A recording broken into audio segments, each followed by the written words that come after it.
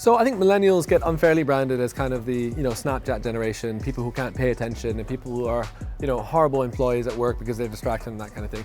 And I think that's kind of unfair because actually, if you think about it, if you look outside of your practice and you look at your patient list, a lot of the people with money who come in and do big cosmetic treatments are millennials. See, millennials aren't just people born in sort of the late 90s or early 2000s. It goes right the way back to the early 1980s. And that's a huge demographic with a lot of earning potential, a lot of spending power that are working and earning big money right now. So I think by ignoring the millennials, right, or by discounting them as time wasters or shoppers, we're actually missing out on a huge opportunity. Now, the way we actually communicate with millennials is very different to how you might communicate with, let's say, an elderly implant patient. So, for example, a millennial is very unlikely to pick up a phone call.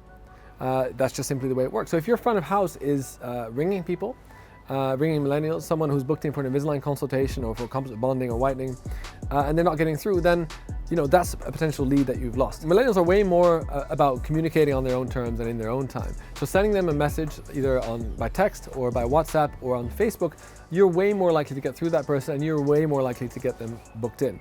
So that's why most of the campaigns we run, we usually try to encourage the practice to be very active on Facebook Messenger, be very active on WhatsApp and also on text, because if you're marketing Invisalign, for example, 20 to 40-year-olds, those are millennials and you want to try and maximize your chances of getting them booked in.